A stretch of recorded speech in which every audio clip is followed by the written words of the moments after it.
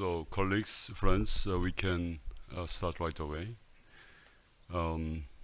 Dear friends, colleagues, distinguished guests, and ladies and gentlemen, it is really my great pleasure to stand here in order to open this conference.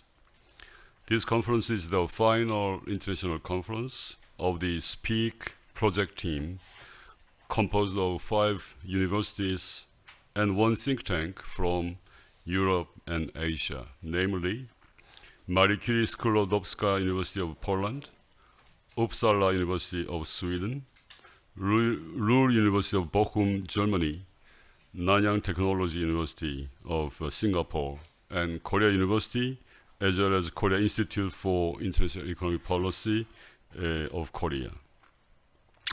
The SPEAC research team has been conducting a collaborative research on strategies for promoting EU-Asia connectivity.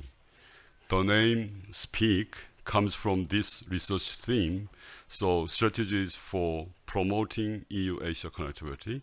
As you know, we were successful in applying for Monnet network project and started our journey of academic and policy-relevant researches in September 2019. Right after we have had our kick-off meeting in November that year, we have encountered enormous problems caused by the COVID-19.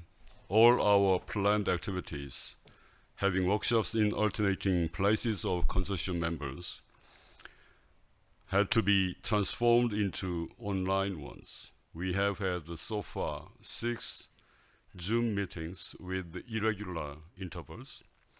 As the project manager, I can assure that we have done our best possible efforts under these very difficult circumstances to conduct all planned activities, including enhancing the research capabilities of young generation scholars by providing junior research fellowships, having workshops, and doing researches on how to promote the Europe-Asia connectivity and relationship. So far, we have had 20 fellowships provided to young scholars, and they were able to produce 20 working papers, and some of them would be able to be published in enormous prominent journals. After this long journey of the 3 years, we gathered here today in Brussels, the policy center and capital of the European Union, in order to hold this final international conference. I do sincerely hope that this conference provides meaningful venue to exchange expert views on EU and/or Europe-Asia connectivity, which in turn would contribute to improving our research results. Especially, we are keen to gain policy-relevant insights. With this in mind, we have invited prominent experts from Europe and Asia who have shown remarkable track records of academic and policy-oriented researches on EU-Asia cooperation. I would like to thank all the guests for making their long ways to participate in this conference. Finally, I'd like to officially declare the opening of the conference. Thank you very much.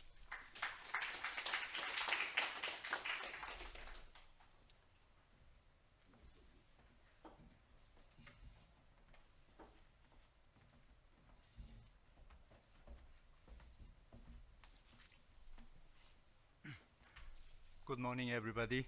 I hope that you slept well. Dr. Park Sung-hoon, Chair of the International Conference on Connectivity, and Dr. Vigant, the Distinguished Managing Director of the EAS, and Dr. Kim Hung-jong, President of Kiev, and distinguished professors from Korea, Germany, and United Kingdom, Sweden, and Malaysia. It's great to be here with you. And it fills me with even greater pleasure that we are able finally to see each other in person. The theme of today's conference focuses on promoting connectivity between Europe and Asia. The European Union has steadfastly been at the forefront to realize and further develop the vision of connectivity. The European Union's joint communications on connecting Europe and Asia of 2018 sought to improve connections between Europe and Asia through the transport, digital, and energy network. With the unveiling of the Indo-Pacific strategy in 2021, the European Union demonstrated its determination to further broaden the scope of connectivity and launched multiple partnerships with important partners in the regions. The European Union's multifaceted approach will provide balance to key regions where its stakeholders often find themselves relegated to peripheral positions against the backdrop of a dominant Sino-US relations. The Global Gateway also attests to the European Union's dedication to the area of global connectivities. For countries whose economy heavily depend on trade like Korea, ensuring vibrant and sustainable global network is crucial to their continued regional and global partnerships. As such, Korea has also actively stepped up effort to strengthen connectivity not only with the European Union, but also with the other partners that share our goals and values. During the ROC and EU Virtual Summit of 2020, the leaders from both parties announced the key principles to advance connectivity between Korea and the European Union. Since then, Korea and the EU have discussed the strategy and coordinated the actions in digital field, climate policy, energy, and human network. Korea has also expanded effort to promote connectivity with ASEAN countries through mutually beneficial partnerships. And I look forward to further opportunities for greater cooperations involving the European Union. Before I hand over mic, I'd like to raise a few soul-searching points as a food for thought. Over the years, we have come to accept and aspire to the idea of a globally connected world. In the last few years, however, we have also borne witness to a fundamental flaw from such a paradigm. While the global community flourishes when more and more countries strike connections, the entire world simultaneously exposes itself to the instabilities when these links and connections crack or are used as weapons. We saw this first during the COVID pandemic and more recently with the invasion of Ukraine by Russia. While those not in close proximity to the conflict might feel a sense of disconnect, it goes without saying that all of us has been affected by the ramification of disruptions to the global supply chain, regardless of nationalities and geographical locations. This begs the questions: how do we achieve interdependence and connectedness in a way that benefit all stakeholders? Hyperconnectivity exposed the world to vulnerabilities and instabilities, which has led to discussion of reshoring, decoupling, and strategic diversifications. In other words, taking a step from the effort and gain made from the interconnection and interdependence. Therefore, it's fair to say that enhanced connectivity alone does not make the world infallible. Connectivity for future global peace and prosperity can only be achieved by advocating the shared values among countries and international system governed by the rules-based order. Today's conference is a wonderful opportunity, not only to stocktaker what has been achieved under the Monnet Network project, but also to remind ourselves of the important task we have ahead of us. I hope the lessons shared today will become the foundation of more beneficial outcomes in our future. Thank you again.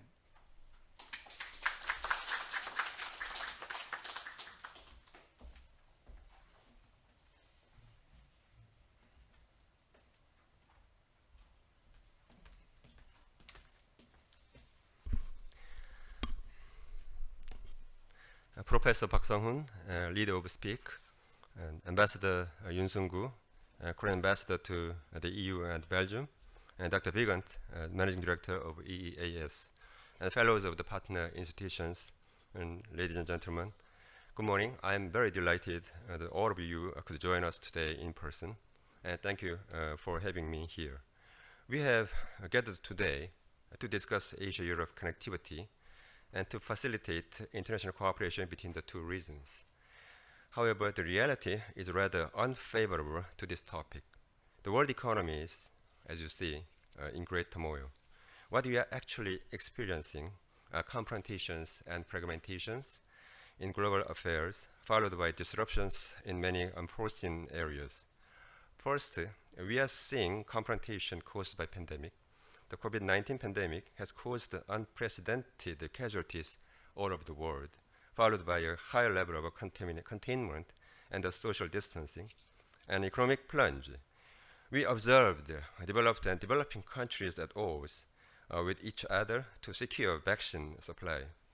COVID-19 has particularly hit emerging countries, not only by taking lives, but also by taking economic muscles. For example, Sri Lanka has declared default for the first time in its history. The World Bank is warning that a series of national defaults in emerging economies could throw the world economy into even greater chaos.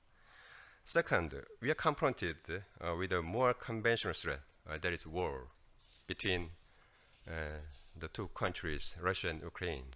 The war is not only threatening peace and prosperity in the region, but also hindering rehabilitation of the global economy. Let me take the case of a possible food crisis. The war is estimated to have destroyed around 25% of farmland in Ukraine, disrupting the global supply of grains. The pressure on supply and bottlenecks will eventually put a strain on other exporters, and some countries are moving to protect their domestic economies by either limiting the number of exports or banning exports. The sanctions imposed on Russian energy exports also contribute to these supply chain disturbances. The price of energy and grain soared, resulting in inflation remaining entrenched. International organizations now warn of a global food crisis, and their recent reports show that the current situation is worsening than that during the Arab Spring in 2011 or even in 2007 to 8. President Biden has pledged to build silos to facilitate the grain exports on the Poland-Ukraine border, but the war will remain a perennial risk to the world economy. There is a gloomy prospect that the period of peace and prosperity is coming to an end. We do not expect the ongoing tensions to completely end soon. Instead, the tensions could evolve into long-term strategic competition for constructing a resilient and safe supply chain. Third, we face confrontation with heterogeneous but familiar and old values and ideology that we think different or wrong. The strategic competition between the United States and China over the past few years has not only strengthened the trends of protectionism, domestic priority, and instabilities in supply chain, but also strengthened fierce competition between the two different models of nation-state building and economic development. The United States is trying to reorganize the world order by launching the IPEF with like-minded states, and we, in the Pacific countries, need to think over which path we will take. Korea will work closely together with the European Union to promote freedom, peace, and prosperity, because Korea is one of the very few Asian countries to have achieved both an accelerated pace of economic prosperity and even further accelerated growth of democracy. Indeed, Korea today stands as a testament to the world that embracing democracy and a market economy can harness creativity and innovation to deliver the greatest benefit for the people. In this sense, the alliance between Korea and the European states has significantly enhanced the global profile by assuming a great role in setting new norms and bolstering the rule-based order. And through these shared values, Korea and the EU have actively protected and promoted the universal values and international norms that are based on freedom and respect for human rights. Against this backdrop, SPEAC contribute to promoting connectivity between Europe and Asia and exploring the contextualization of respective policy recommendations. I am very happy my institution, KIEP, is also committed to enhancing policy communications and coordination in this project. It's high time for all of us to create a platform for interdisciplinary and innovative research on multilateral dialogue and to speak a way to connect the dots in spite of sharp confrontation and disruptions in the contemporary world. Once again, I extend my sincere and warmest appreciation to all participants for joining this workshop, and I look forward to opening discussion where ideas can be expanded and insight can be shared through the whole light. Thank you very much. 감사합니다.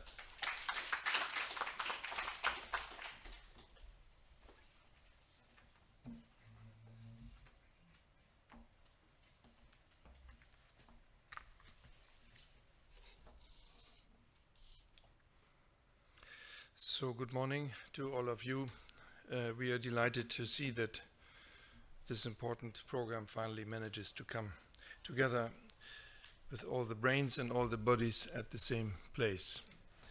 And I very much hope that you will have a very fruitful day today in exchanging your insights. It is important to see that all preceding speakers made reference, particularly Dr. Kim, but also Ambassador, to the anti-connectivity forces we are dealing with more and more. And when this project started, it didn't look like that. There was a competition between different forms of connectivity. Now it is the question whether we continue connectivity in many fields, and COVID has been certainly the first and the main factor in this. And the war of Russia against Ukraine with its global effects and the deliberate destruction of possibilities to remain connected. It was already referred to the food situation, but we have also the indirect impact because of the need to reduce dependencies, and in no country is this more obvious than in my country, in Germany, the dependency on the Russian energy deliveries.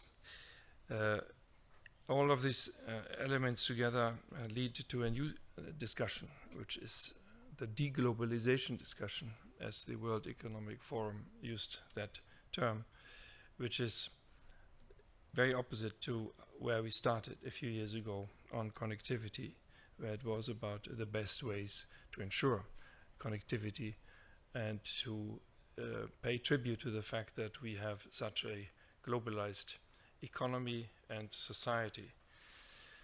So this was the original task, and I do remain of the view that it remains a key task to look at the right elements on which we should base our global connectivities. But perhaps there's not one connectivity, there are various connectivities. When we started to work on this in 2017 with mapping, and when we had a reference to this in the then global strategy of the EU, we did, of course, do this with a clear awareness that the way China, and this name hasn't been mentioned so far, goes about connectivity with its Belt and Road Initiative, trying to establish a different form of connectivity which would serve the interests of this country first and foremost. This led to a communication in 2018 on the connectivity between Europe and Asia, and we recognized in this the importance of links between and within countries and regions, whether physical, with hard infrastructure, or whether soft links, systemic links, such as standards, rules, market regulations. I want to emphasize this is not a new discovery for Europe, because the whole European integration is based on that we brought down the borders, that we interconnected our infrastructures, that all these infrastructures are mutually accessible for the citizens, the economic operators of the EU. This has been extended to the neighborhood, but there was never a global approach to this task. It's also not new that the EU establishes standards, creates rules which are applicable to its own single market, are applied also by partners in the neighborhood, and often become global standards, the so-called Brussels effect.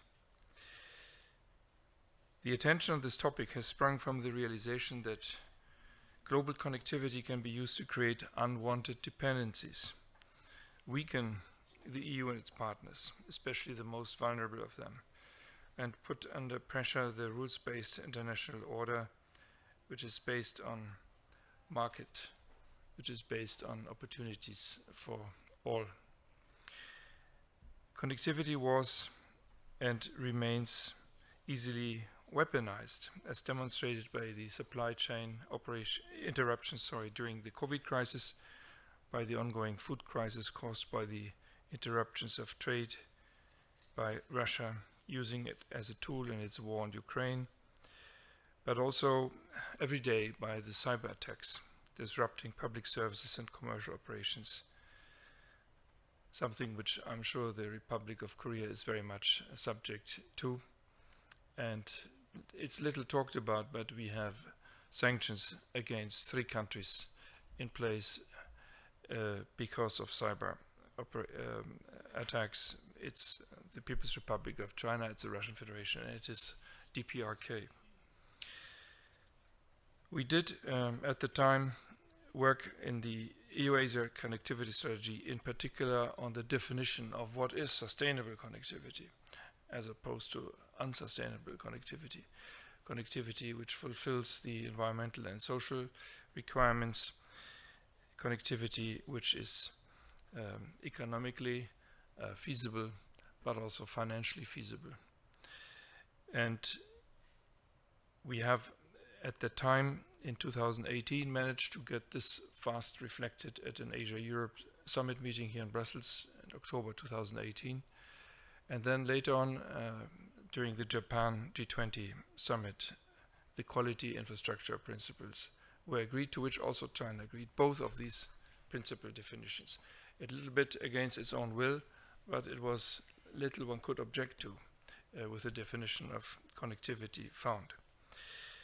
It did, however, not necessarily reflect the practices by BRI, as we can see, and Sri Lanka was already referred to. Unsustainable levels of debt were incurred in this and in many other cases.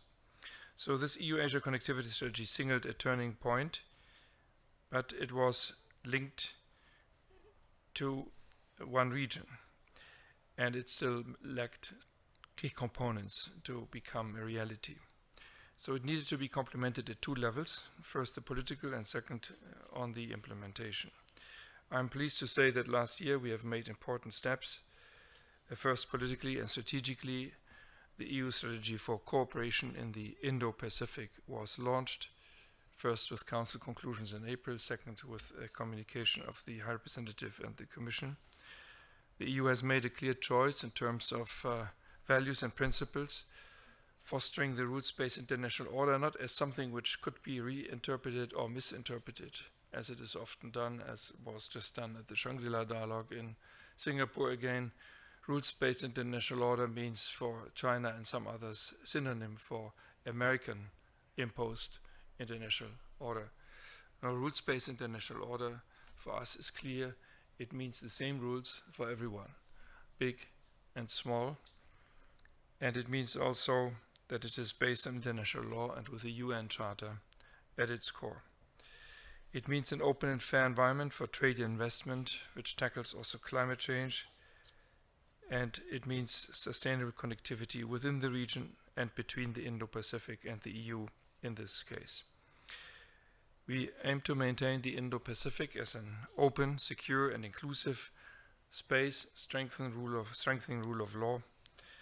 And this is particularly important as the security in the region is not secured with any regional architecture. It's the most dynamic region, it's the most populous region, it has the key to the future for the globe, but it is not a secure region, and I think those who live on the Korean Peninsula know this very well. So while 1/3 of our trade goes through the South China Sea, there are many opportunities to disrupt this trade, whether from the South China Sea, the East China Sea, the Taiwan Straits, or also when passing the Korean Peninsula or going into the Indian Ocean. This is the motor which fuels economic growth, not only in the region, but in the world. This is the region where most attacks come from against the security of cyberspace.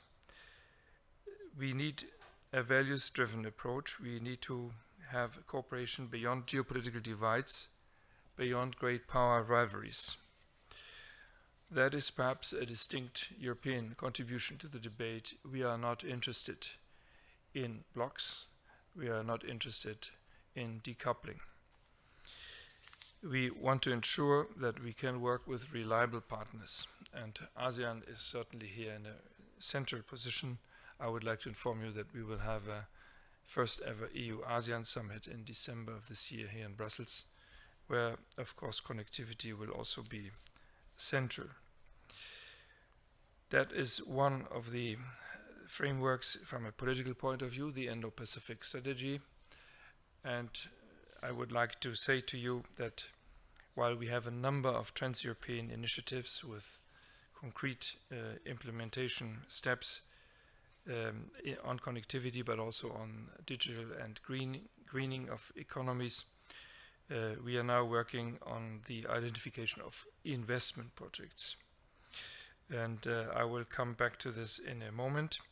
But the key push for looking for investment projects going beyond what can be done with development assistance has been made when President von der Leyen launched in December 21 the Global Gateway, equipping the EU and its member states and the EU institutions beyond that, notably the EIB, with a strategic approach to the challenge of connectivity and its geopolitical implications.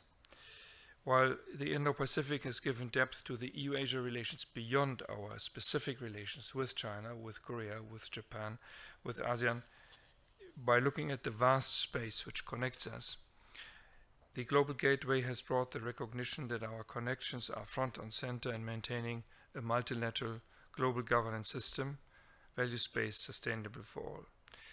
Global Gateway builds on the 2018 strategy but extends the geographical scope to become a global strategy, as was also very much demonstrated at the recent EU-Africa summit.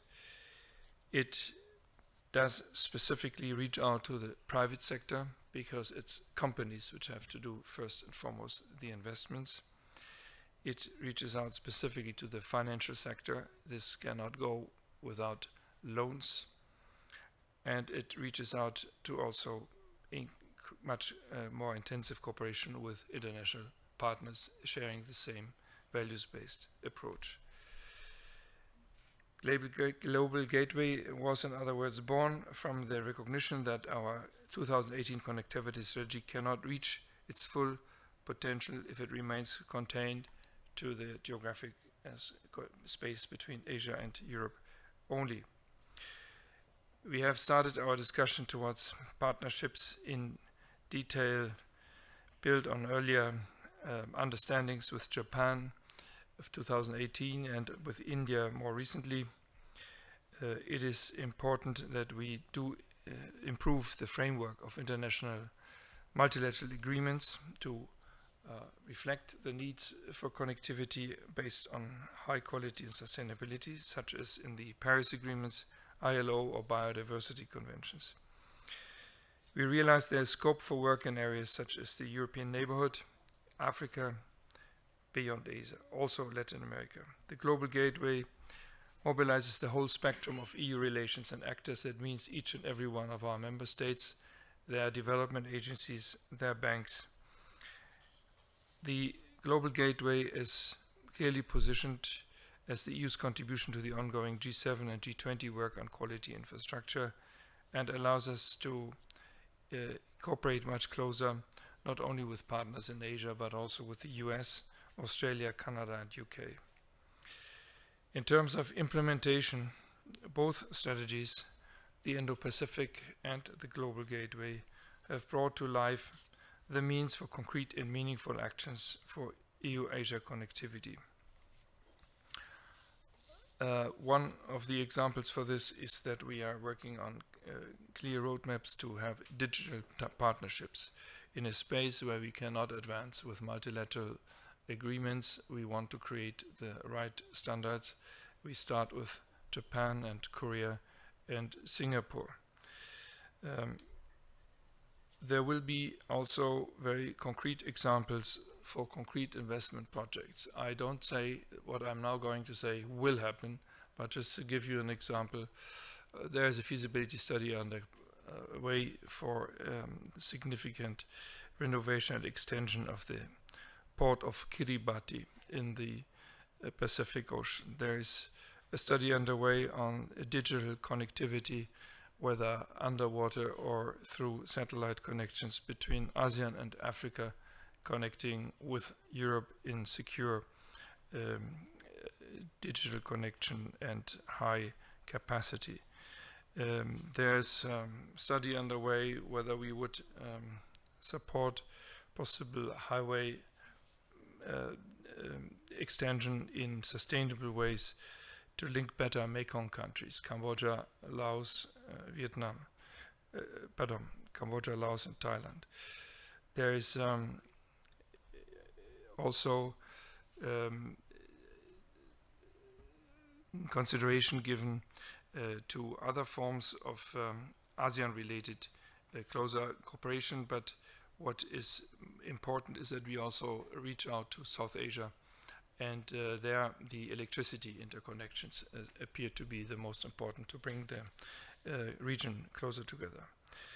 I close by saying what is important is, in other words, to in a coherent framework to channel investments in infrastructure and in an enabling environment which promotes the values we all agree upon, and you are key contributors to the definition of such values, and to defend also our interests. There is a ballpark figure which was put forward by the President of the Commission of 300 billion. Let me be clear about this. This is not 300 billion public investment. This is 300 billion of total mobilization, including all member states, including the private sector, and work with the financial sector. But the key trigger is the European Fund for Sustainable Development Plus, EFSD Plus, which allows us, contrary to the past, to devote about 20% of our development assistance for guarantees and blending, and therefore to select projects for this kind of activity. Let me finish by saying the people-to-people exchanges and connections were one of the 4 strands of connectivity in our EU-Asia communication. It remains a key strand, much less talked about, but much more important at these times, and I'm very glad that with this program and with the Jean Monnet network, you have managed to maintain the many connections which are key to advance together despite the COVID impact. Thank you very much.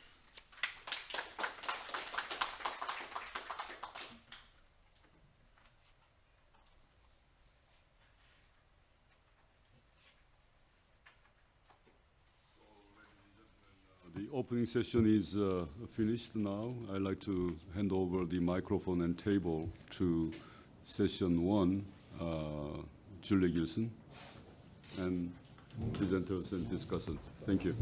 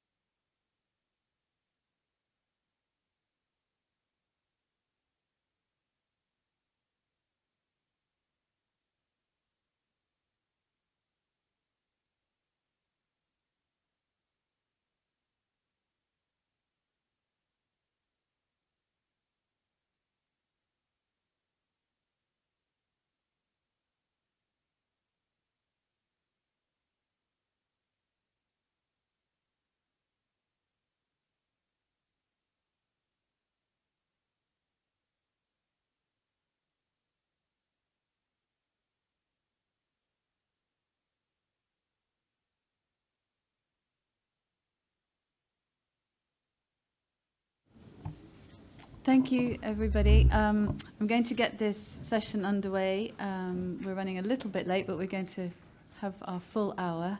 My name is Julie Gilson. I'm from the University of Birmingham in England, and it's my pleasure to chair this session this morning.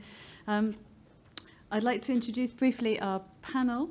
To my left, Sebastian Bersic, who's the Executive Director of the Centre for EU-Asia Connectivity at Ruhr University in Bochum in Germany, the Jean Monnet Centre of Excellence. And he sits alongside Anna Mikalski, who's Associate Professor at Uppsala, Chair of Swedish Network for European Studies in Political Science, where we also find Associate Professor Charles Parker, who's the Deputy Chair for the Board of the CNDS. And our discussant, there are going to be two papers, about 20 minutes each, and then our discussant is Azira Hashim, who's a professor at the Asia-Europe Institute at the University in Malaya. And hopefully we'll have about 10 minutes for questions if we make it that far there. So fingers crossed and wind in the right direction. I'm going to hand over to our first, who's the first paper? Sebastian. Yes, Sebastian and Anna. Thank you. So the presentation will be, will we see the presentation? Yeah, there it is. There it is.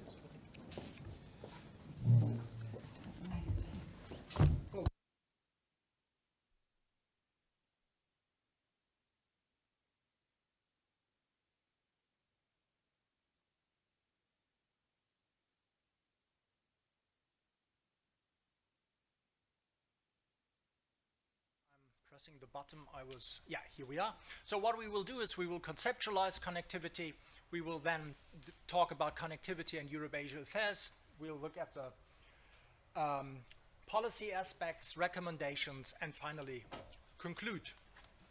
Now, the spread of the coronavirus in late 2019 from China and also the Russian invasion of Ukraine of the 21st of February remind us that security crises triggered by both traditional and non-traditional security threats can endanger the economic security and eventually very survival of European polities and people. And here especially COVID-19 crisis was very important. Thank you. Does it work? No, it doesn't work. Was very important since it reminded us of the disruptions of supply chains to digital and economic security. So there are new security threats linked to negative consequences of globalization. There is an increased risk of pandemics, and the cleavage between autocracies and liberal democracies can deepen. Vulnerabilities very much result from negative consequences of economic globalization. At the same time, the liberal international order allows for the creation of wealth, and this puts policymaking and governance in a dilemma. Reacting to changes in the regional and international strategic context, new policies seek to reshape regional and global supply chains and to minimize Europe's dependencies within the international political economy, for instance, in the health sector, semiconductor sector, energy sector. In some, the forces that cause deglobalization are strengthened for security reasons as a new balance between openness and protection is evolving. And that could be understood as a change from a liberal international order to a geopolitical order. Okay, so let me talk a little bit about how we see the basic parameters of the new world order that we are emerging. And first of all, it's a very common statement to say that the world is changing, the international order is changing, and world politics are now moving east. And we have three constants in this new order. One is the mounting EU-China rivalry that is difficult also for Europe. And as we heard before, the EU does not want to be captured in that rivalry, but would like preferably to have an autonomous stance and make its own choices. We also have the weakening of principles and rules of the liberal world order, as we might call it. We can also call it the rules-based international order, which is the one that the EU prefers. And from that comes a severe undermining of international regimes and international organizations. And we can all just look at the WTO and the reforms that will need to be brought to the WTO governance to see how difficult it is today to get anywhere and to deal with the situation. So the question is if we are really heading towards a geopolitical order, and if we are, in what case, what are the consequences of that? And we are going to look into that a bit more in a second, but it's just this slide is just to sort of define what we mean with the geopolitical order.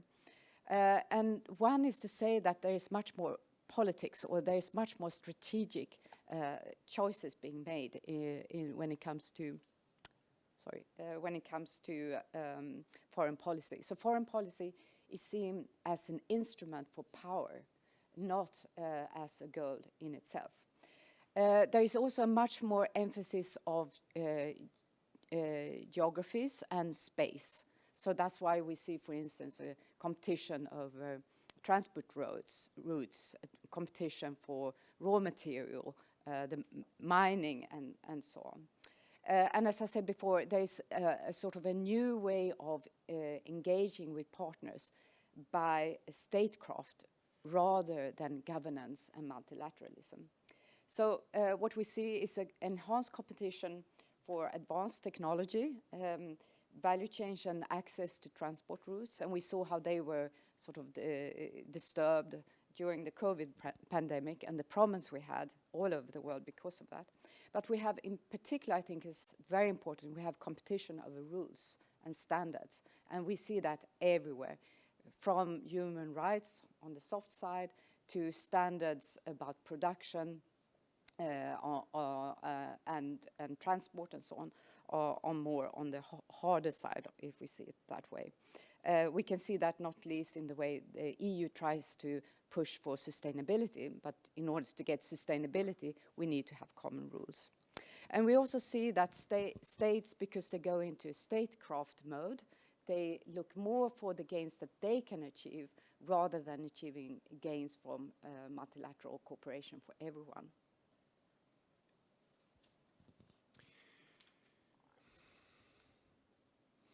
So what does that mean? That means that, as it has been emphasized this morning already, that we are facing a condition of what has been called weaponized interdependence, and a liberal reading of international relations is put into question.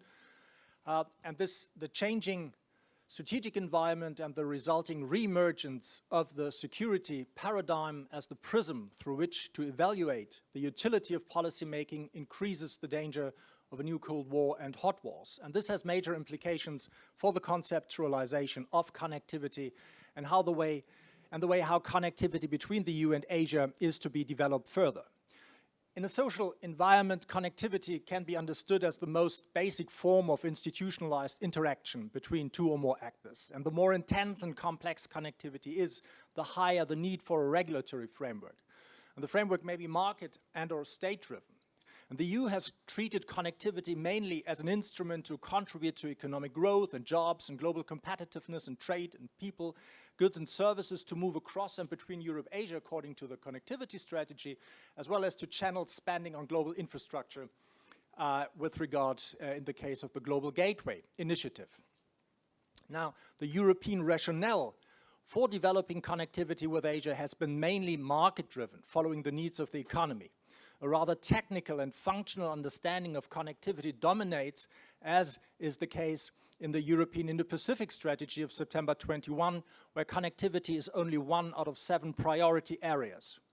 However, a more strategic understanding of connectivity is needed because the utility of connectivity very much depends on given regional and interregional international strategic contexts, that is the security environment in which connectivity unfolds. And depending on the given strategic context, a more political and state-driven regulatory framework can be necessary in order to decrease vulnerabilities resulting from economic dependencies and to establish economic resilience, for instance, through the diversification of supply chains. In view of the new existential security crises, there is just need to consider the possible impact of connectivity on the security of actors. And in order to do that, a distinction between positive and negative connectivity becomes relevant. Positive connectivity contributes to the security of Europe, and negative connectivity puts Europe's security at risk. The more secure a given strategic context is, the more market-driven regulation of connectivity is appropriate. And the less secure a given strategic context is, the more state-driven regulation of connectivity is appropriate. And strong institutions are then, and rules are then needed that govern social and economic interaction. So connectivity can mitigate or aggravate security threats depending on the strategic context. Positive connectivity mitigates, negative connectivity aggravates. And in order to mitigate security threats and to utilize the forces of positive connectivity, connectivity may thus need state-driven political regulation and a binding institutional architecture. And what are the consequences here for the EU's policy vis-à-vis Asia? According to the EU-Asia connectivity, the EU is promoting an approach that is sustainable, comprehensive, and rules-based. We've heard that already. However, since drafting and the publication of the EU-Asia connectivity strategy, the world has changed, especially because of Trumpism, of COVID-19, of Putin's war against Ukraine, and an ever more assertive China. The way in which the EU supports multilateralism and a rules-based international order through norms of good governance and values, liberal values, and the rationale on which the EU promotes its role in relation to the global agenda are being tested to various degrees by great powers such as US, Russia, and China. And until a few years ago, China was the object of Europe's interest. In Europe-Asia connectivity, now it is the subject. One reason for that is the Belt and Road Initiative. We referred to that already. And the global strategy of the EU in 2016, the security strategy, already declared that it will pursue a coherent approach to China's connectivity drives westwards. The EU-Asia connectivity then of 2018 was drafted in reaction to BRI, as we have already heard. Also, the Global Gateway Initiative can be understood as an alternative offer by Europe to China's Belt and Road-related infrastructure investment plans, the famous 300 billion. In view of the changes to the global strategic environment, the EU further developed its connectivity strategy and its approach to China. European broader Asia agenda is no more mainly driven by the prospect of cooperation or competition with China, but also by the risk and perceived threats attached to cooperation and competition and the systemic rivalry which ultimately results from the actors' different political systems. And the Ukraine war further adds uncertainty. Now, the EU strategy for cooperation in the Indo-Pacific from 2021 puts the EU's China policy into a broader perspective, emphasizing the EU's strategic assertiveness by formulating what can be called a 3P policy that aims to protect its essential interests and promote its values while pushing back where fundamental disagreements exist with China, such as on human rights. In addition, the EU has started to categorize state actors in the region according to their appropriateness to form so-called connectivity partnerships with the EU, a new process that aims at strengthening relations with so-called like-minded partners. The two groups, like-minded partners and connectivity partners, have in common that they exclude China. And this development clearly shows how EU diplomacy is developing new tools to strengthen EU-Asia relations well beyond the already existing strategic partnerships in Asia that include China, India, Japan, the Republic of Korea, and also ASEAN. Whereas the 2018 EU connectivity strategy frames EU-Asia relations mainly in terms of Europe's economic interests, the Indo-Pacific strategy and the Global Gateway Initiative frame Europe-Asia affairs in far more geopolitical terms, the new threat perception of China and the related policy shift that regards China as a partner, competitor, and systemic rival. And this systemic rivalry between the EU and China becomes reinforced in the context of COVID-19, and it can be expected to be further reinforced in the wake of the Ukraine war and the Sino-Russian no-limits friendship. So we are currently witnessing what this can mean for Ukraine and European security, yet we do not know what it might mean for Asia and places like Taiwan or the South China Sea. Now, the Belt and Road Initiative demonstrates that connectivity is a source of significant contestation among the various actors. And within the changing context, connectivity needs to be understood as a tool for the co-shaping of the international order with like-minded partners. On the bilateral level, that refers already to Japan, to India, and possibly soon to the Republic of Korea as well as ASEAN. From a European perspective, one of the biggest challenges with regard to the co-shaping of the liberal international order is the development of the EU's relations with China. And the reasons here are found within China. Then there is the EU's own approach, but also in the US approach to China and the massive deterioration of US-China relations since 2017. As we know, now there is this partner, competitor, and systemic rival trias. President Ursula von der Leyen, in her State of the Union address last year, she depicted the situation as one where autocratic regimes use the increasing importance of the Indo-Pacific for Europe's prosperity and security to try to expand their influence. And here a more assertive EU policy emphasizes Europe's interests and values. And the deepening cleavages between the different political systems sets EU-Asia relations on a new trajectory. And that now there is a need for increased European agency and strategic autonomy and new instruments.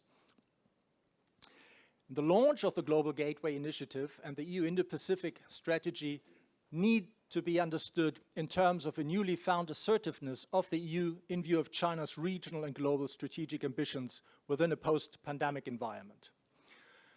The Ukraine war, as the last EU-China summit has shown, is adding to this development, as well as the application of sanctions by the EU and counter-sanctions to China. So China is increasingly regarded not merely as an economic partner and competitor, but also as a systemic rival and even a threat. Now, what does that mean in policy terms? Since the end of the Cold War, the belief in engagement and economic interdependence constituted the underlying paradigm of the EU's approach to Asia, even if that meant excluding the United States of America, as in the case of ASEM. The old rationale of EU-Asia relations was mainly driven by the belief in the primacy of economics. The EU's interest in Asian affairs was basically a function of Asia's economic performance and potential. Mostly because of Europe's newly induced vulnerabilities related to COVID and China's political system, this rationale is changing. New regional focus is put on the Indo-Pacific and the need to contribute to strengthening Europe's strategic reach and security and to secure the resilience of its supply chains. A new rationale is evolving in which the belief in the power of open markets is complemented, if not compromised, by the crisis-induced necessity for greater state intervention and protection against traditional and non-traditional security threats. Security turn is taking place, which reinforces the importance of bilateral relationships between the EU and Asian state actors. At the same time, multilateral fora are facing dysfunctionalities, as the example of Russia's, Myanmar's, and China's membership in ASEM bring to the fore. As a consequence, regional economic integration, regional and interregional governance, and the role of multilateralism in EU-Asia affairs are facing demise in this environment. Such a development is worrying for the EU, should be worrying, since it is not a member of any of Asia's regional economic agreements or plans thereof, neither RCEP nor CPTPP, FTAAP, or IPEF. Given the current and future economic and political importance of Asia for Europe's prosperity and security, new policy is needed, and connectivity should become a strategic tool to co-shape the regulatory environment. European Asia policy should reach beyond the horizon of the current trade policy. And in the evolving new strategic context, the EU has the opportunity to provide a strong rationale for EU-Asia relations in order to meet challenges. And this new rationale would be based on the EU's need to strengthen and deepen relations with Asian economies relative to its relations with China. Such a new rationale would aim at engaging all Asian economies and take the form of a political project. It should go beyond in understanding, beyond just the promotion and facilitation of connectivity, but should be guided by a strategic understanding of connectivity and with the objective to build a positive connectivity.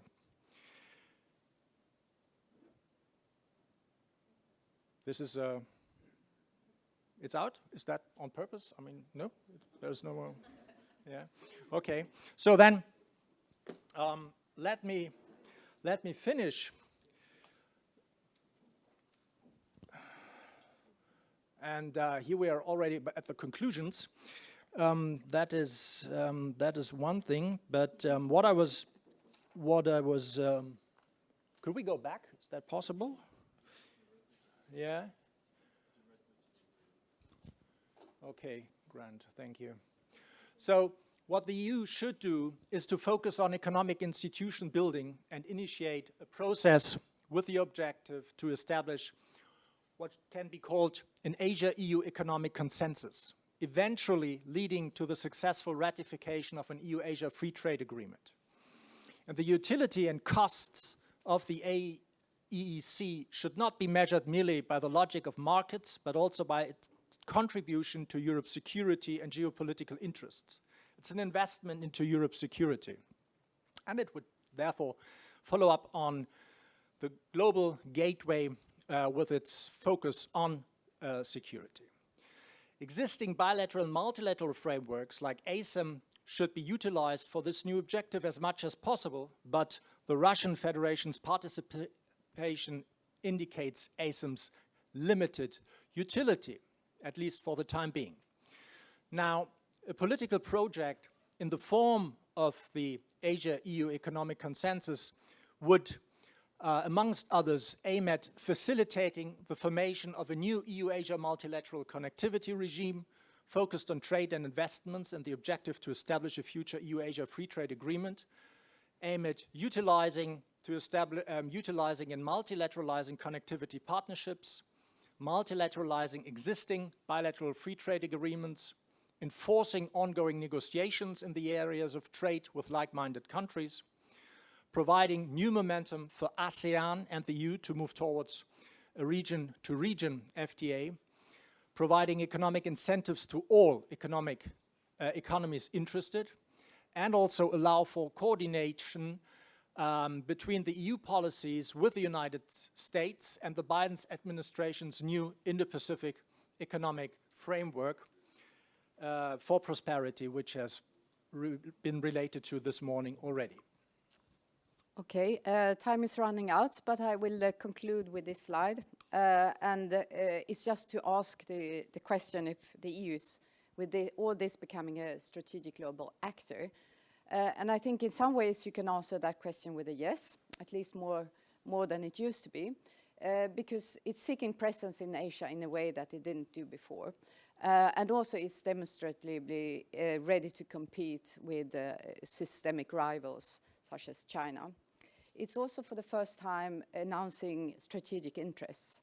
The EU for a long time has been very reluctant to use the word interest. There is national interest of the member states, but there didn't used to be European or EU interest. Now there are. And then we see an addition of a security dimension that is new in the Indo-Pacific strategy. At the same time, we can answer that question with a no, or at least not yet, or not enough. And that is because in order to have that kind of strategic presence and let's say enforcement of a strategic policy, then it needs partnerships with like-minded states. And I think that is so important, especially when you think of the EU's bilateral relations with the Republic of Korea and Japan. there are ambivalences in different ways, both to China, as we know, but also to the US. And no one knows what will happen at the end of the Biden presidency. Who will take over? Will Biden continue? Will there be a new president in the US? And in that case, what will happen then? It also depends very much how the EU is able to use and balance the approach of carrots and sticks. The EU has, in general, used carrots, but maybe now it should also sort of step up and use sticks in some ways at least. And then in the end, it's very much a matter of how it will insert itself in this very difficult balancing act between China, the US, between Asia and Europe, and in the global arena, saying that it stands for a rules-based international order, but then it also will have to manage interdependence of that order. So, thank you.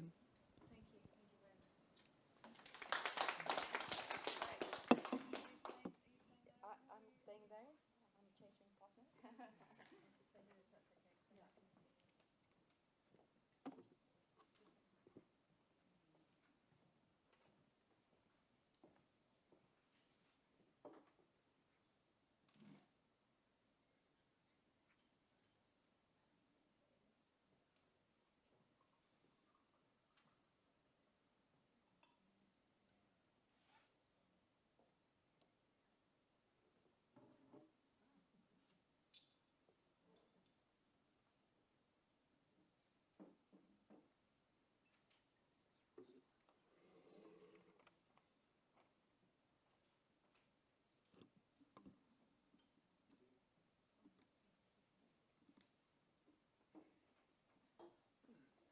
Okay, so this is a presentation on the basis of a paper that I'm writing with my colleague Charles Parker. And in this paper, we look at the role of the EU as a global connectivity leader in the age of geopolitics. So here we set the stage for a geopolitical international environment and and try to assess and look into the question whether or not the EU can use connectivity in its leadership in that setting. This is just very briefly what we will mention in the talk. But what we'll do here is a little bit to look into the EU as an actor and as a leader. And the leadership strategy models that we use come from Charles' research into EU climate leadership.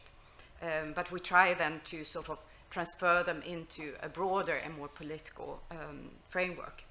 And we'll also look at both the change and continuity in the way in which the EU sort of approaches connectivity towards Asia. And we'll do that by assessing the Indo-Pacific Partnership strategy in particular.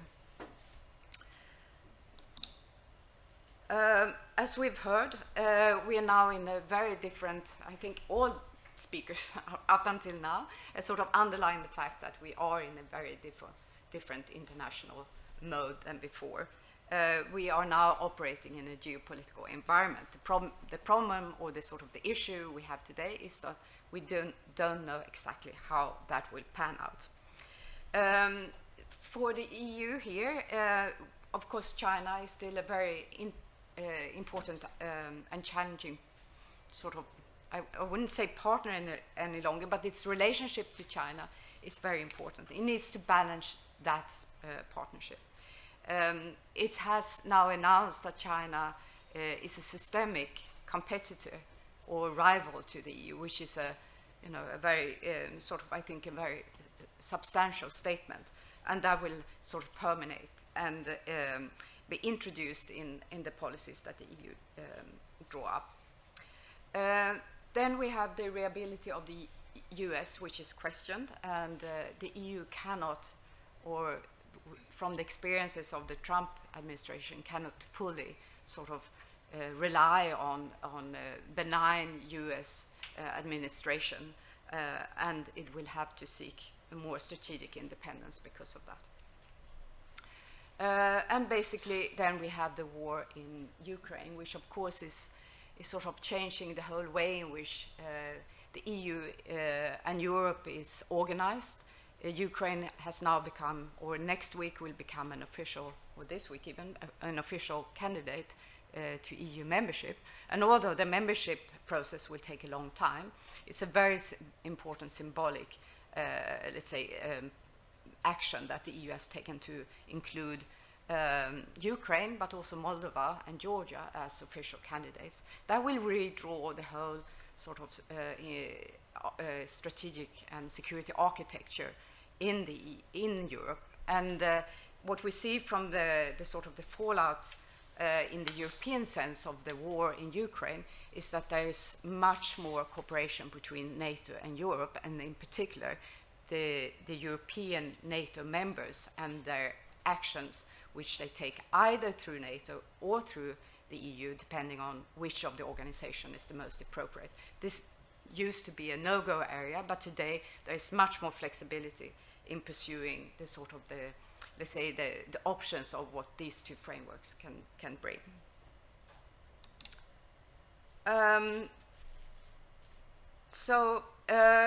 How we are going to approach this is to present to you three different roles of the EU, foreign policy roles, and we are going to look at the role content and the enactment, which will lead us to an assessment of possible leadership strategies. And the first two roles are existing and established roles. They have been, you know, thoroughly debated and discussed in academic literature.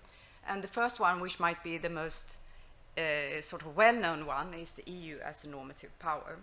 And we know that this was always an ideal role. The EU was not 100% a normative power. No foreign policy act can be 100% normative if we think about only doing good. It has to pursue also its own interests. But what it did was to try to influence the global environment by sort of proclaiming and supporting certain kinds of values. And we just heard the representative, Gustav Wigand from the EES, saying that we need a value-based approach. Well, that fits very well into a normative power Europe. And what kind of leadership strategies fall from that? Well, of course, an idea-based leadership, sort of promoting and producing international intellectual content, but also by leading by example. And I think if we think about the enlargement process, we can also see a structural leadership, so providing resources and frameworks for regulatory and legislative change in the countries that want to become members of the EU. Then we have the second established role, which is Market Power Europe, which I'm sure you're also very familiar with. And that is very much based on the EU's power in setting international regulation and rules about how to govern economic and social interaction. And the source of the EU's power here is the attractiveness of its own power. I just read yesterday that the EU is now going to pursue much sort of stronger conditionality when it comes, for instance, to sustainability with its partners around the world in various kind of trade and association agreements. So we can imagine here that if the EU is pursuing market power, well, then it's going to be quite, let's say, forceful in the way in which it pursues rules and standards.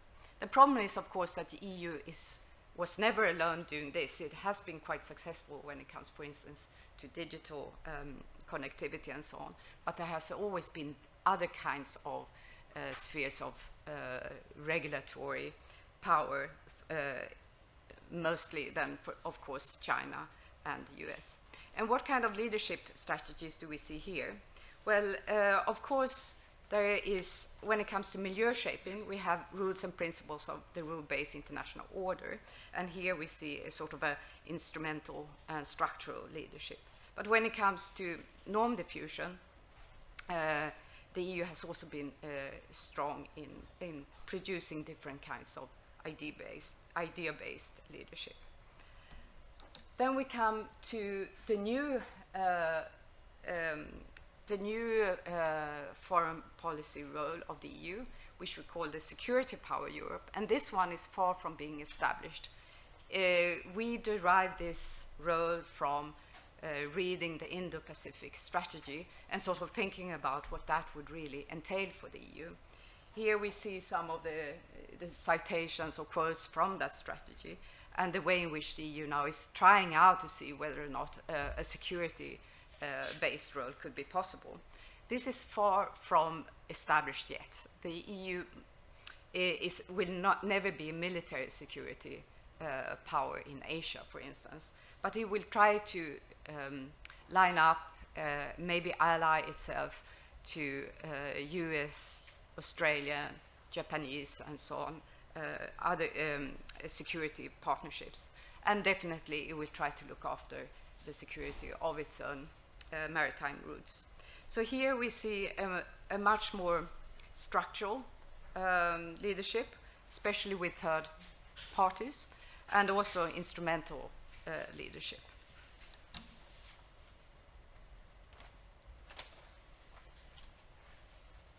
Okay. To continue, we have some insights from role theory, and role theory is a constructivist theoretical framework, which is often used in international politics. What is interesting here is to see how a foreign policy role can be formed, both from within inside the actor, where we have to have some sort of coherence and agreement about the role that the actor, in this case the EU, is going to play, but also how it's received by third parties, so other states on the international level. And what is interesting here is that the geopolitical change puts a lot of pressure on the EU's self-understanding. And it puts pressure both on the internal part of that, so the ego, what is called the ego dimension, so how the EU sees itself, and especially the normative power EU. It sort of contradicts a little bit what the EU has thought it was for a long time, a force for good. If it's now going to have to step up and sort of counteract to some of the geopolitical pressure, well, the constitutive parts of that role is going to be challenged. But also the alter dimension. And the alter dimension is how the EU then is received, and its role is received by third parties, so other states on the international stage. And there we know that there is a lot of pushback, and the EU has quite, I think, a lot of work in front of itself to actually have these three roles being accepted, and not before they're accepted by other partners can they actually be achieved. So geopolitics has three kinds of implications for the EU's international roles. And the first is on the identity dimension.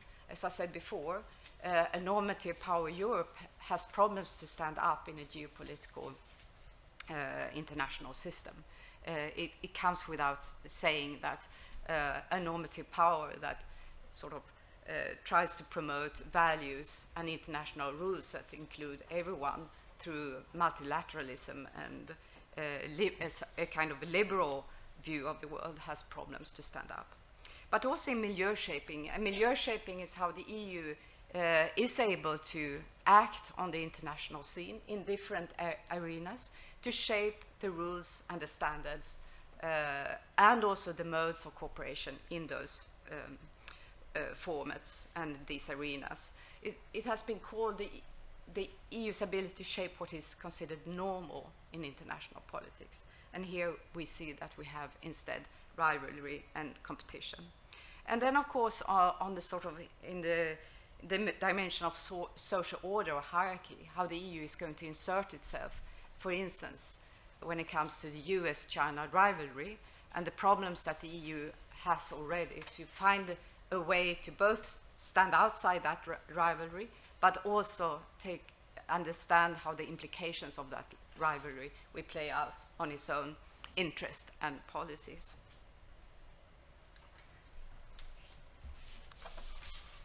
Wonderful, thank you, Anna. So I'm going to take us through a few slides on the continuity and change in terms of these roles. So the question we ask is, how do we understand and evaluate the EU's response to these changing geopolitical, environmental factors that it's now dealing with in terms of adjusted roles and leadership?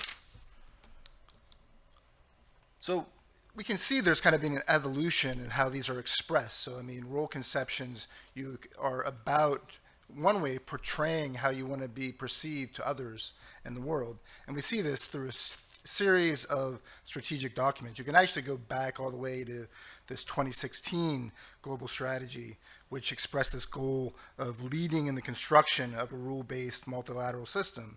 Then we're going to talk a little more about the EU-Asia connectivity strategy of 2018 in the next session. But we can see it's some evolution between that strategy and the Indo-Pacific strategy of 2021, the Global Gateway Initiative.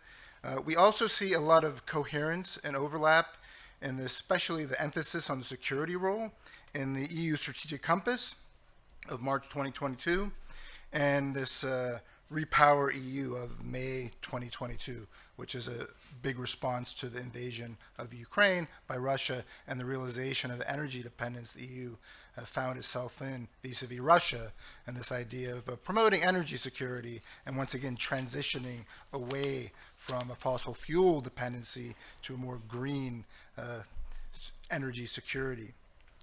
Okay, so let's talk a little bit about the Indo-Pacific strategy. As I mentioned here, we're kind of interested in it compared to the EU-Asian connectivity strategy, and we see some changes here. But in this Indo-Pacific strategy, as well as the Global Gateway, we see the EU's normative power, market power, and security power roles. They're all very visible in these strategies. And we think the EU is utilizing this strategy and connectivity to sort of present its leadership vision and promote itself once again as a defender of core values: multilateralism, democracy, human rights, and the universality of agreed commitments to achieve important goals for the EU, like those laid out in the Paris Agreement on climate change and sustainable development goals. Okay, so now I'm going to talk a little bit about this continuity and change in these roles here. So we see this idea of emphasizing the EU's role as a normative power. There's a lot of continuity here. And we see it being expressed as idea-based and directional leadership, leading by example. And it is, a big prominent part of this Indo-Pacific strategy. And the strategy is, once again, a way for the EU to try to use connectivity as a way to be a standard-setting instrument in a variety of areas. So it was already mentioned in the last presentation, there's 7 priority areas: sustainability, green transition, ocean governance, digital governance and partnerships, connectivity itself, security and defense, and human security. And these last 2 are sort of the newer ones, the emphasis on that. Okay. So we also see a lot of continuity with the EU's envisioned role as a market power, expressed through its structural resource-based leadership, instrumental leadership, trying to find partners. So basically using trade, aid, investment. These are ways that the EU tries to get its way, set its standards, shape the regulatory environment. And we see that it's forging lots of trade agreements, economic partnerships, and we have them already with Japan, Korea, Singapore, Vietnam, economic partnership agreements with the Pacific states, investment agreements with Singapore and Vietnam, and then plans to pursue trade agreements with Australia, New Zealand, Indonesia, Taiwan, and then also reviving trade talks with India. These are all expressed in this strategy.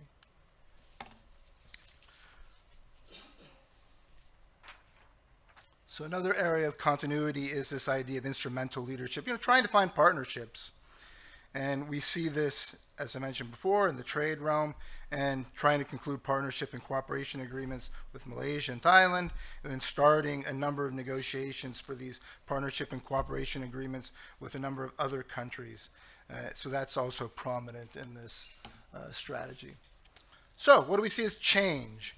Well, I mean, if you look at the sort of EU-Asia connectivity strategy of 2018, it's not a lot of security talk, but that's the big difference here, is the emphasis on its role as a security actor And then once again, pointing out it has resources there, and then also, but these are going to be done through partnerships, connecting with others.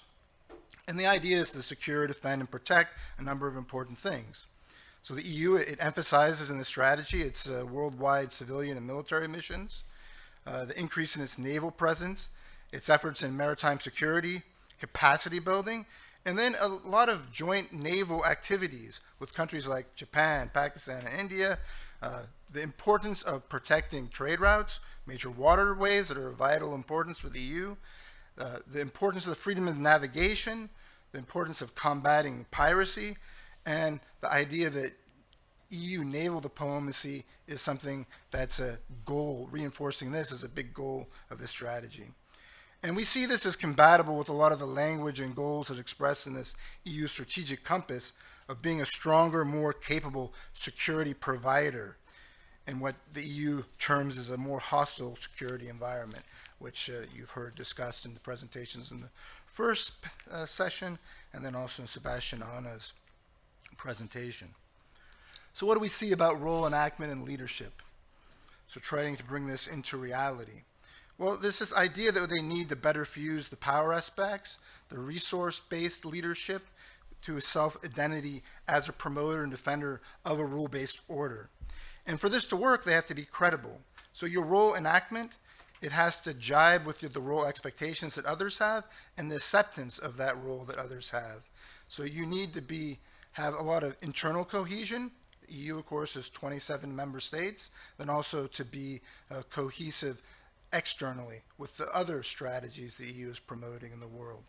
And that plays into the coherence of the leadership strategies, that these should be working together and trying to build leadership alliances with partners, whether that's influencing them through inducements, carrots, or whether sticks. In other words, as Anna talked about earlier, whether the EU is going to have to be a little tougher about enforcing its standards before.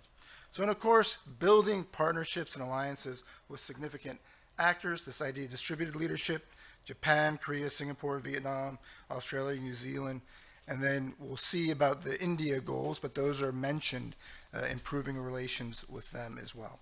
Now I'm going to turn to Anna to wrap this up. We're coming to an end. Yes, this is our last slide. But I just wanted to go back to something about connected to connectivity and the ASEM's definition of connectivity that I read in your paper yesterday, and I quote, "It's about bringing countries, people, and societies closer together."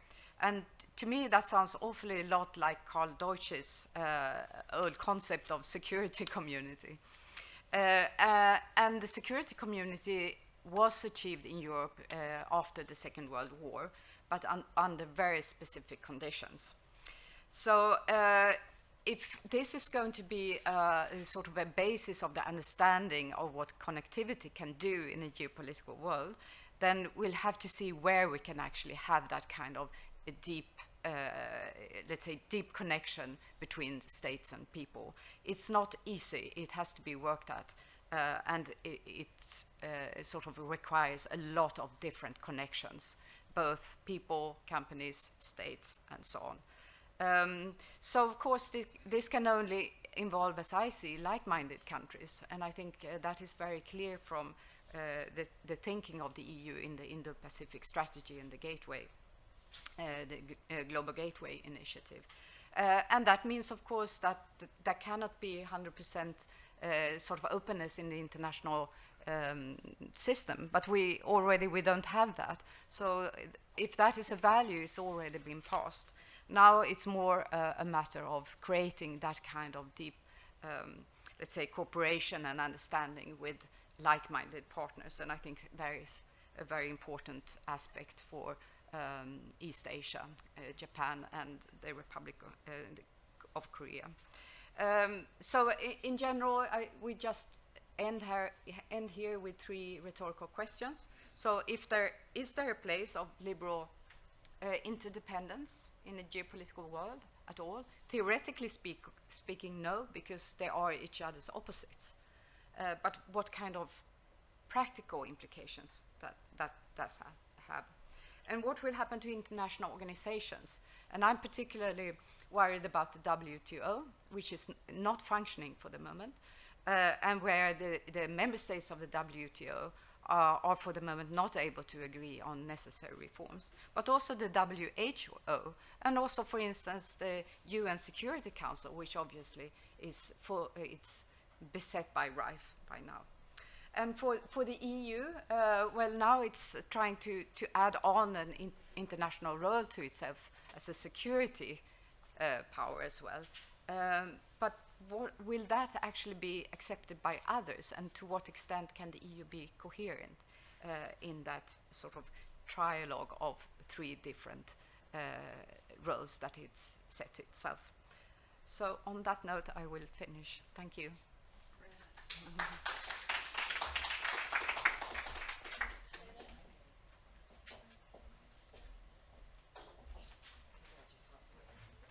So we now have a brief discussion from Azira in response to the papers.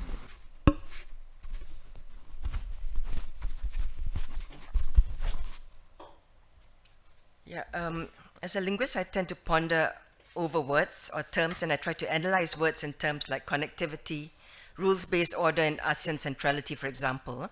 But as a discussant for this panel, I'll be giving my commentary from a broader perspective. The first presentation is on EU-ASEAN connectivity, conceptualizes connectivity, both positive and negative. And this was also mentioned by the distinguished speaker this morning. It highlights that connectivity is always dependent on context.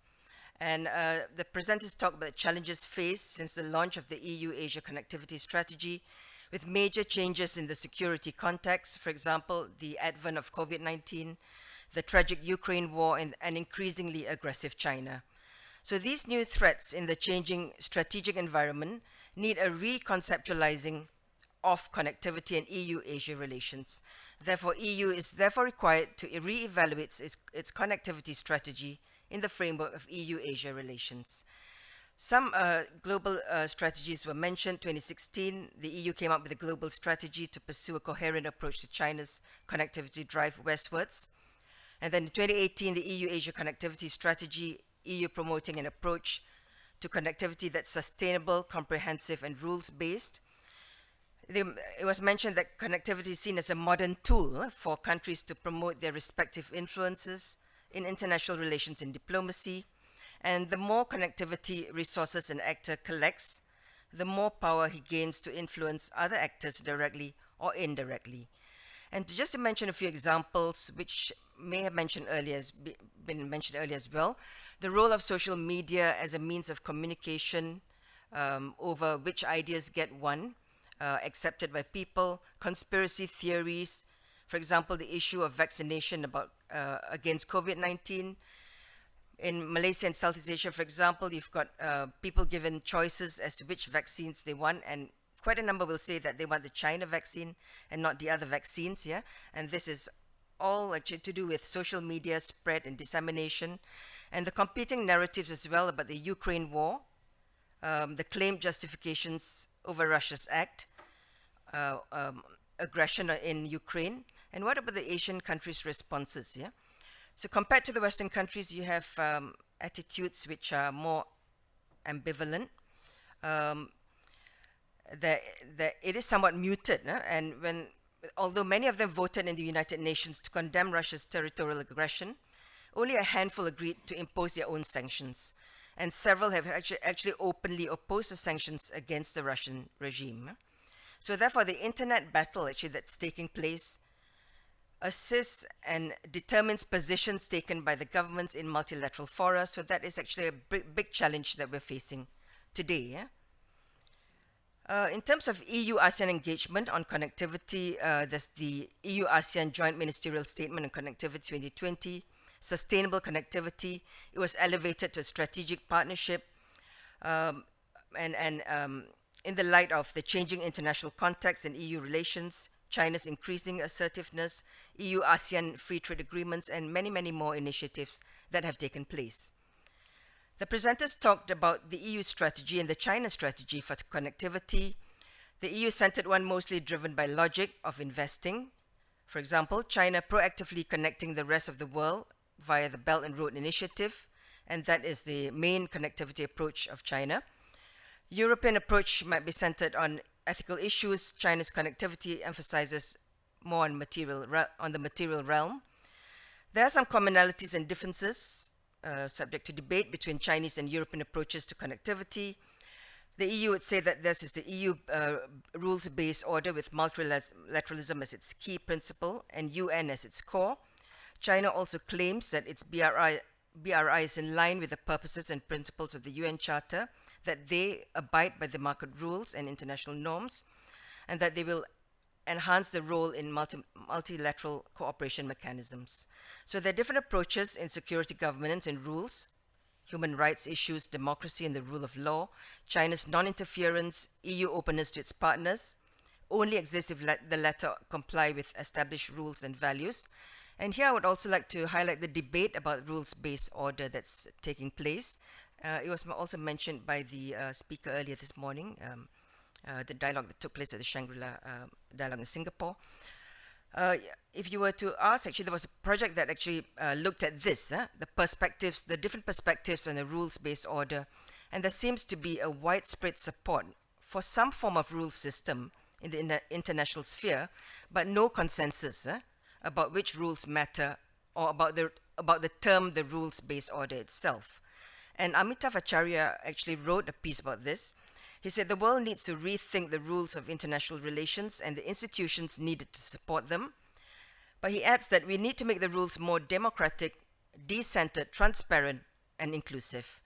And he says that the main problem in thinking about rules-based order is the baggage of Western dominance that it carries and the tension between inclusiveness and privilege. So that in that particular project, there were lots of different perspectives coming from people from all the different regions. Yeah? So it is actually quite a debatable term. The presenters also talked about challenges to EU-ASEAN connectivity. For example, EU often, not always with one voice. Yeah, the EU also lacks military capabilities. And then with the changing strategic context, connectivity needs to be understood as a tool for the shaping of the international order with like-minded partners. Yeah. And the role of China has also been mentioned as a cooperation partner, economic partner, systemic rival, promoting alternative models of governance. And then there's a mention of the global gateway, EU's role in the Indo-Pacific, new connectivity strategies, a newly found assertiveness of the EU in view of China's regional and global strategic ambitions within the post-pandemic environment. There's quite a lot of focus given to the EU Indo-Pacific strategy as a function of a new threat perception of China and the related shift with regards to China as a partner, competitor, systemic rival. And what about the EU as a strategic geopolitical actor? Yeah. So post-pandemic, EU has a more assertive role in global affairs, Indo-Pacific, for example. It's the focus on the Indo-Pacific connectivity partners as core Indo-Pacific partners is an agenda that's no longer driven by the prospect of cooperation and competition with China, but also by risk and perceived threats attached to cooperation and competition, and what is has been referred to as a systemic rivalry resulting from the actors' different political systems, with the Ukraine war adding to that fragile relationship. Okay, with regard to the second presentation, I'll say a few words on this. The presenters deliberated on the EU's role as a global connectivity leader in the face of an international context that's becoming more and more competitive and turbulent. So how does it sustain itself as a champion for democracy, for climate change, for sustainable environment, etc.? Yeah? So how does it plan to elevate its role as a global actor? This was mentioned in the second presentation, an expanded global connectivity strategy. How does it plan to upscale its strategies and partnerships into a broader sustainable connectivity strategy? And how would it use connectivity as a strategy to act as a norm and rule setter in a number of vital policy areas? So a number of strategies have been mentioned, and I won't repeat them here. An evolution of strategies, by the EU over the years, and then 2021 with what's currently of main interest to many people, the EU's Indo-Pacific strategy. Global Gateway Initiative has been mentioned a few times. It's a pledge to support partner countries' development through project financing, 300 billion of global gateway investments between 2021 and 2027, yeah? So the EU is placing unprecedented financial and programming resources towards commercial activity development in various regions around the world. So seen within this global gateway context, an EU-India strategic partnership also holds great potential. India's economy is slated to be the world's third largest by 2030. Yeah? Its population is projected to become the world's largest by 2027. So India can become a critically important partner for the EU as the EU seeks to balance its relations with China while securing the expansion of its engagement with ASEAN states. And yeah, finally, I refer to the 4 types of leadership strategies which I mentioned, and the one that's becoming more noticeable and important is the structural leadership related to the security-based role. But I would also like to, with a hard power in the area of security and defense, yeah, I would also like to add at my last point that the battle in the digital space actually has taken center stage. Yeah? So the EU actually has to play a more aggressive role. It needs to be more aggressive in the global technology politics. It should adopt an ambitious digital diplomacy strategy. And a digital diplomacy strategy would enable the EU to better defend its values, enhance its security, foster digital markets at home and also worldwide. And it would also counter the China and Russian influence. And therefore, this is a final point that I think is important to add. Thank you very much.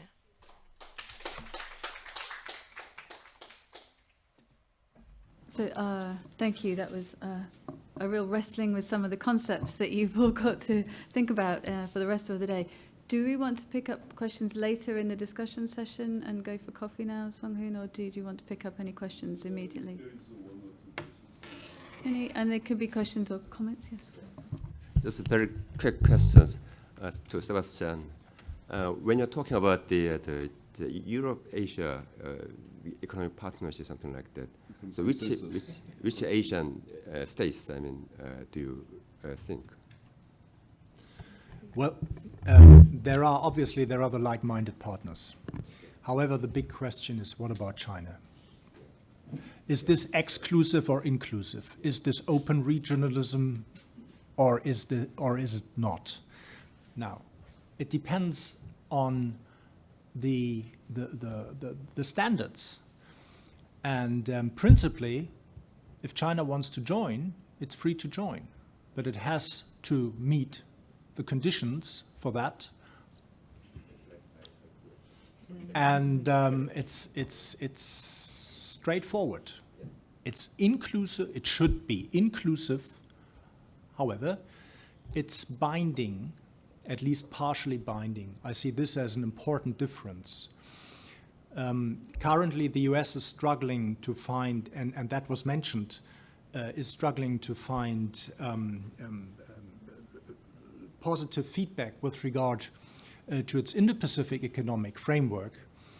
And it's criticized for not offering market access, for not being binding. Now, the EU so far, when it comes to trans-regional, inter-regional concepts, multilateral concepts, it was within the EU-Asia concept, it was always non-binding. But this, I think, it has shown its limits. It doesn't work. So now it needs to be binding, and certain parts non-binding. And here, and because of this tension, there is every reason for transatlantic coordination as well, because then it could, a truly coherent, comprehensive approach can be delivered, and that is what is needed, I suppose. Any We can obviously pick this up throughout the day, but any final questions? Fire away, Thomas. Thank you. Maybe it will be more comment than question. So thank you, Anna, Sebastian, and Charles for your presentations. They're very insightful. I tried to make one example and more general comment on what you said. You mentioned about the infrastructure in global gateway, and it's one aspect that I would underline. Of course, we have some experience in Europe in building that, like European single European market, and we develop it after the enlargement. So it's huge amounts of money needed here. There are some assessment only for Asia Pacific. We need 26 trillion US dollars by 2030. So if we offer like 3 billion, it's not enough. So this is one aspect, and another aspect is what is China doing. So it's a little different approach. So we'll have like competition here between the European Union and China, and countries will have to choose between the models. Okay, and it's not obvious that certain Asian countries will choose European model. So it's another thing. Yeah, if China is treated more and more as a systemic rival, it will be more important in the future. So it won't be easy. So it's a general statement probably, but I would like also to answer this rhetoric question you raised, one of them. So will EU adjust itself conception be accepted by other actors? So I think this perseverance is important here, because we started that and we are doing that, and it's important. With all these activities you've described here, many different activities, I think it seems that the EU is on a good way to shape its vision in that region of the world. So, yeah, thank you very much. Thank you. I think we have discussion points for coffee. Yes. I'd like to thank all of the presenters this morning. Thank you.